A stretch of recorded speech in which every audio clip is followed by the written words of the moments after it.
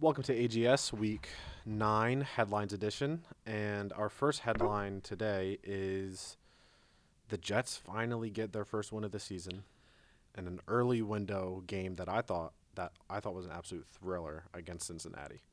Now, it looked for the first three quarters like the second half of what I said last week was going to come true, where the Jets should get blown out by the Bengals. Down 15 headed into the fourth. The Jets pull off the miracle thriller, and I stand by it's the most Jets thing they could have possibly fucking done. Because now they don't hold the first overall pick anymore. Not Cincinnati. New Orleans does. Obviously, halfway through the season is still early enough that they could get it back. But, man, I just know that organization too well. They are not going to get the first overall pick. And this was a big first step to not getting the first overall pick. It definitely was. And this was a game. I mean, Joe Flacco still played a really great game, but the Jets really rallied in that second half. And huge day for Aaron Glenn. Huge day for Jets fans, even though it's a weaker Cincinnati team. Still, getting a first win means a lot. Definitely don't have a great chance of making the playoffs, but who knows? Anyone can win out, I guess. The Jets go 10-7 and make the playoffs. It's the greatest turnaround ever. Justin Fields wins MVP. Not gonna happen, but if you're a Jets fan, that's probably what you're hoping for. But Jets, congratulations getting your first win, and congratulations maybe on not getting the first overall pick, probably. And a headline moving to the next headline, which is one that I think we're both very interested in. Jonathan Taylor, another 3 total touchdown game. Where does that put him in your MVP leaderboard? We did our rankings last week. He was at 5 for both of us.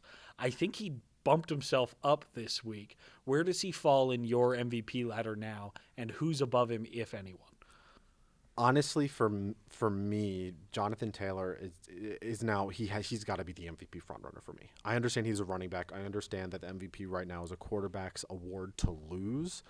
But Jonathan Taylor, if you just watch the games, he is the engine of the Colts offense. The Colts are not a 30-point-a-week team without Jonathan Taylor. Jonathan Taylor is playing at an absolutely insane level. And I personally think he should be the winner of the MVP. Right now, he's on pace for 30 touchdowns. He still hasn't fumbled the ball yet, and he's had, I believe, 170 carries, 170 touches, 0 fumbles, and he's just playing absolutely out of his mind, and he is the person I think should win the MVP right now. Yeah, I mean, it is a quarterback's award to lose. Drake May didn't play poorly, but had an interception against a not great Cleveland team. A good Cleveland defense for sure. Patrick Mahomes, I think, knocked himself out of MVP frontrunner status with his 2 interception night, one of which, not his fault, bounced off of Travis Kelce's hand.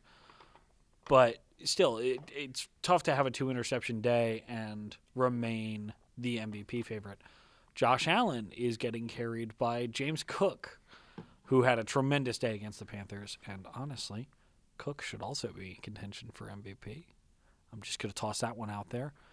Fewer touches than Jonathan Taylor, averaging. It's kind of a Saquon, Derrick Henry situation from last year, except Saquon scored fewer touchdowns all of last year than Jonathan Taylor currently has, courtesy of the Eagles' dominance on the 1-yard line. I definitely think that the conversation of James Cook is an interesting one. I do agree. Patrick Mahomes probably did knock himself out of that front runner spot, or even that top 3 spot. Josh Allen hasn't been playing great over the last 3 weeks. He's kind of had a little bit of a slide, and Drake May also didn't have the best game last week, while Jonathan Taylor is just playing out of his mind for Indianapolis. But there is a quarterback that has been playing really, really, really phenomenally these last couple weeks, and we know you're smiling because you know exactly who we're about to talk about. And that man is Jalen Hurts. Jalen Hurts over these last couple games has had a absolutely phenomenal, highly efficient passing stretch. Kind of to me is a lot like what Jared Goff looked like in a lot of 2024. Well, and to the really impressive thing about specifically last week's performance, even though it wasn't the perfect passer rating performance we saw the week before, Hurts went out against the Giants and did what he couldn't a couple weeks ago and just absolutely blew him to hell. But he did it without A.J. Brown. And I don't want that to be overlooked because Brown was out. Yeah. He didn't play. And Hurts threw 4 touchdown passes. And not the most impressive yardage total, but didn't turn it over again. Had a high completion percentage again. Threw 4 touchdown passes. That's crazy. And I'll give credit where it's due. Kevin Patullo, you called the best game of the season against the Giants. And I thank you for that. It was a very well-called game. And if you can come out of the bye and keep swinging against Green Bay, Detroit, Dallas, and whoever else the fuck we have after that, we're going to be just fine. That's the Eagles team we expected a couple weeks ago when they went into MetLife on Thursday night. We got it. It just took the Kelly Greens to bring it out of them. Yeah, I mean, these are just the stats for Jalen Hurts over the last 2 weeks combined. 34 of 43. 43, not a whole lot of pass attempts for 2 games combined, but he's completing that at nearly an 80% completion percentage at 79%. He's got 505 total passing yards. Again, a little bit lower, but lower attempts. But he's got 7 passing touchdowns and 0 turnovers over the last 2 weeks with a passer rating of 155.18. It's just an absolutely phenomenal stretch for Jalen Hurts right now. And if they can go into the bye and if they can come out of the bye with the same kind of performance and the same kind of efficiency from the passing game, I think the Eagles are going to continue to be the contenders that they were kind of questioned for being a little bit early in the season. But they're playing phenomenal ball right now, and Jalen Hurts especially is playing phenomenal ball right now. And last week was a winner of a weekly award. This week probably would have been again if it wasn't for 2 other phenomenal performances, which we'll get into now. The person I've got winning the NFC Player of the Week last week I thought was Tucker Kraft. You don't see a 140-yard game out of a tight end often, and he played a really great game, not just receiving the ball, but he also played a pretty good game blocking the ball. And he had 7 catches, 143 yards, 2 touchdowns, leading their team in yardage for the win. So just absolutely phenomenal performance from Tucker Kraft. Yeah, and look, I'm not going to sit here and pretend that you're wrong. Tucker Kraft should be the NFC Player of the Week. I just want to give a shout-out to someone who probably would have been the unanimous NFC Player of the Week if not for Kraft's incredible Sunday night performance on National Tight End Day. Saquon Barkley had his first great game of the year, and credit to Kevin Patullo, credit to the offensive line, credit to Saquon Barkley. 19 touches, 174 yards, 2 total touchdowns. Won my NFC Player of the Week award because I'm biased and a homer. Just a really good game from Saquon, what I think we all kind of expected from him coming into this year. If it took him from midseason to hit his stride, if he hits his stride from here on out and he's rushing for 100 or 150 a game from here on out, I don't think any Eagles fan is going to complain about that, even despite the slow start over the first 7 weeks. Yeah, and going into the player we both picked for our AFC Player of the Week, talked about him earlier, Jonathan Taylor had 174 yards on 14 touches. 3 total touchdowns for his 4th time this season. Said it earlier, Jonathan Taylor playing absolutely out of his mind. Had a really great game. Person we both believed was the AFC Player of the Week. Our Unk still got it. Mentioned him earlier as well. Yet again, it is Joe motherfucking Flacco. Maybe he's still elite. I don't know if I would say that. He does have one of the best receiving corps in the league. That's true. But he is playing great ball right now.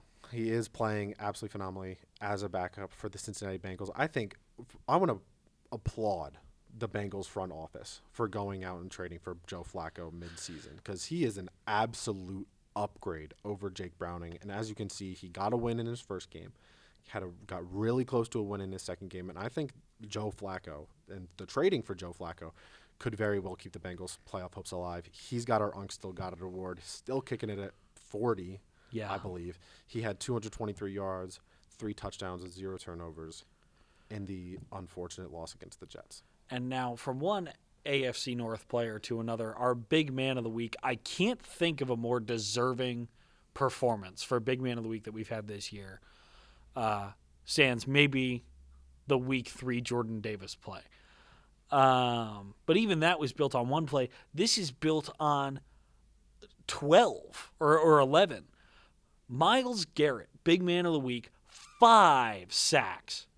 Became the first player in NFL history to ever log 5 sacks in a single game and lose by more than 3. The Browns lost by 19. 6 tackles, a forced fumble. We've talked a lot about Drake May. We have not talked a lot about Will Campbell, which I think is actually a disservice to him. Phenomenal rookie season so far for Will Campbell, this past Sunday notwithstanding. He got bullied by Myles Garrett. He gave up, I think, 3 or 4 of the 5 sacks. 3 of them. And look, man, we said it about – I tweeted it about Jalen Carter a couple of weeks ago when Carson Wentz threw the interception against Philadelphia, or the pick 6 against Philadelphia. Sometimes you just get Myles Garretted, and there's nothing you can do about it. Yeah, utmost respect to Myles Garrett. I think Will Campbell is going to bounce back, though. He has that kind of mentality. He's that kind of person. He's that kind of player. I think this is going to be a really great experience for Will Campbell. But Myles Garrett, absolute dominant performance against New England. And going into a team that I didn't think was going to get the win this week. But they got the win and did so dominantly. Our winner for Coach of the Week is Broncos head coach Sean Payton. Held Dallas to under 30 points. And at that, with Pat Surtain Jr., Pat Surtain II, getting injured early in the game and not playing for the rest of it. And against George Pickens and now back CeeDee Lamb, that is hard to do. But Sean Payton, great job getting the win dominantly and holding an elite offense to what seems like a season low. Well, and on that Broncos game, giving credit to someone that we've been kind of harsh on this season. Even I, for as high on the Broncos as I am, I've been very harsh on Bo Nix. Bo Nix won our chart of the week last week. 19 of 29, 247 yards, 4 touchdowns and an interception. Beautiful looking chart. Lots of blue, only 1 bit of red. The first time, actually, I think we've picked someone who had a turnover to win chart of the week. But it was just such a beautiful chart. I mean, really even spread. 4 touchdowns. That's why he got chart of the week. And that'll do it for the headlines edition of Any Given Sunday. The VOD should already be out, as is customary. It is the first one to go out. The podcast should be up tomorrow, hopefully. Tomorrow from when this video goes live, not from when we're recording this. And yeah, follow us on Instagram, TikTok, Twitter, everywhere that is linked down in the description below.